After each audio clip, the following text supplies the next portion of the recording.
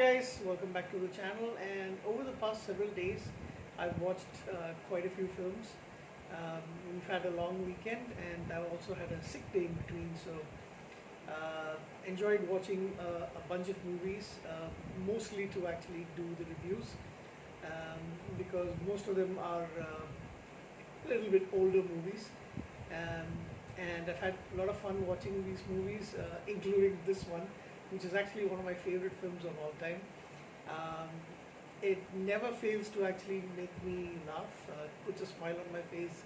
Uh, Even just someone mentioning the movie the title and the lead actor puts me in a good mood, and I'm always laughing.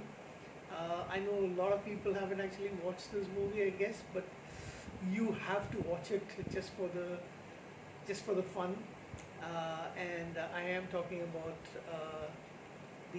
the actor, like I mentioned, it always puts a smile on my face. I'm talking about the one, the only, the brilliant Leslie Nielsen, the late Leslie Nielsen, I should say, in The Naked Gun, which is the first one from the files of Police Squad. This movie came out in 1988. It's a comedy, crime comedy film, heavy emphasis on the comedy, and it's a lot of it is his deadpan humor, where he is oblivious to a lot of things. Like a bumbling detective, a bumbling police lieutenant. Frank Drebin, who should be in the Hall of Fame as far as policemen are concerned. uh, and yeah, it is hilarious. It's a absolutely fantastic movie. Like I said, it came out in 1988. I must have watched it a couple of years later when I was around 14 or so. I think I watched it with my sister and a couple of my cousins, and we were laughing ourselves silly. And it's like, who came up with this movie? And and like a cousin of mine and I think we rewatched it many times over the next few years. And I think I was telling him that if I were to make a movie, direct a movie, it'll be like this.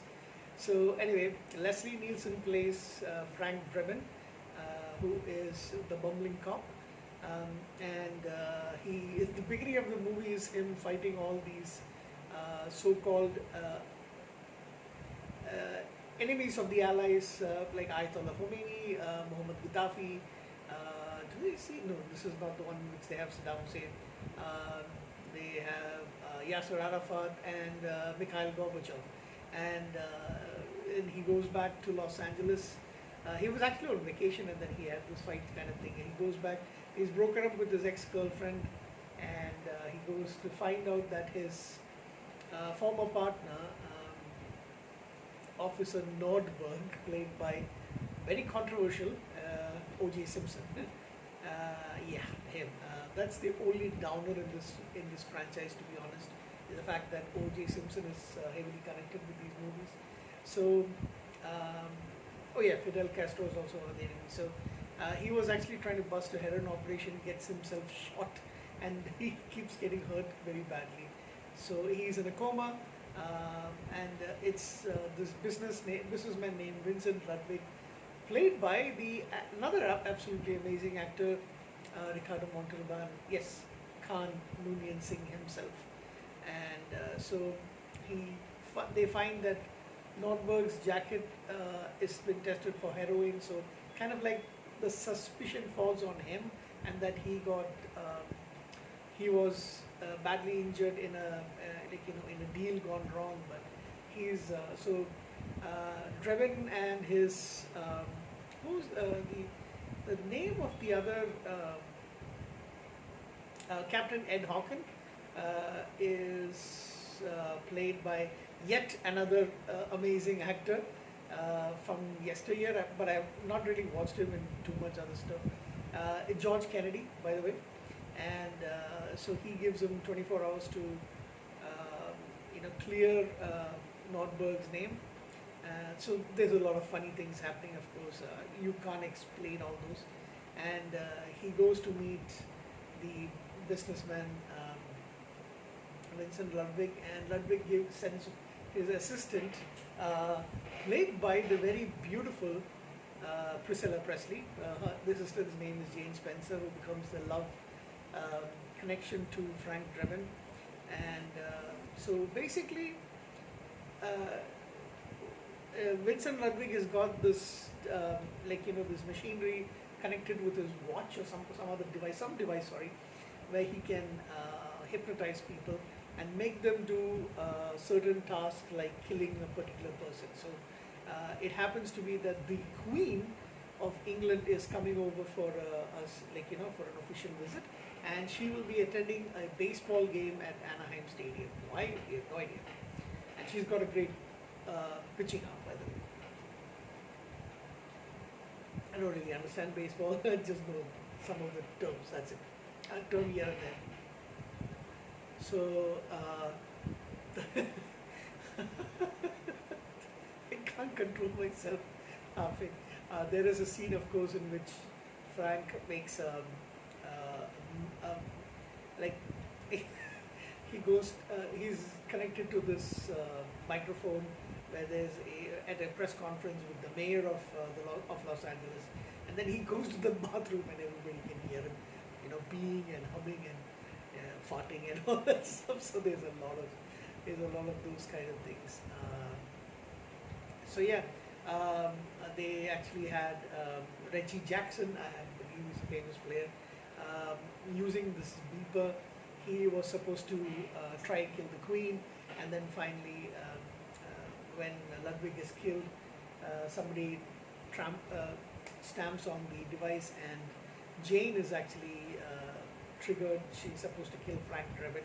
That was Ludwig's plan, and then he's able to talk her down by telling him how he feels about her and all that stuff. I mean, there's a lot of romance in the movie, and there's a little bit of inappropriate stuff with the I've watched this movie several times. Like, you're talking about 1990. The movie came out in 88. I watched it in 1990, and this is 2025.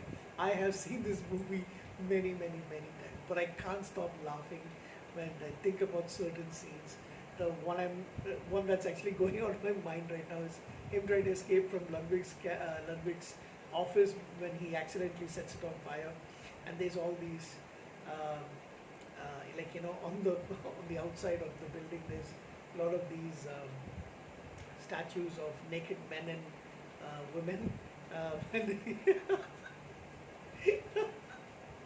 So yeah, what's that scene too actually? Sorry, I can't. It always makes me laugh.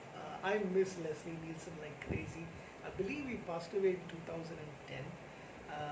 He is one of my favorite actors, and I know he didn't actually start with comedy as such, but a Canadian actor born in, I believe he was born in Regina, Saskatchewan, and he was in the Royal Canadian Air Force and served up till the end of World War II, and of course, he's, I think, very famous for playing the captain in Poseidon Adventure.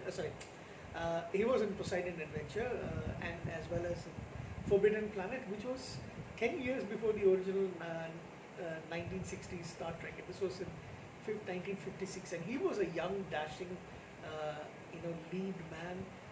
He didn't have success for a while and went into B movies and stuff, but he was called the Olivier Lawrence, I think Lawrence, of spoofs, and of course his career took a big upswing when he started doing his trademark deadpan humor in deadpan comedy roles rather, starting from Airplane, and then several movies, of which the crowning jewel is these movies, and of course there are a couple others that I really like. Yeah, he passed away in 2010, and I really miss him because he made me laugh so much. I can't stop laughing at the Naked Gun movies are some of my favorites, especially the first one. Second one is, but I know the third one isn't as good compared to the first two, but yeah, so it reminds me a lot of my youth as well. My teenage years, watching it with my cousins, and one of my cousins in particular, name was Manoj, and we used to watch this quite a bit. I remember. So yeah, can't give this movie anything less than a 10 out of 10, to be honest. It's one of those rare ones. This one gets a 10 out of 10. So yeah, thank you, and I'll do the next review coming up soon as soon as I can stop laughing. Thank you guys.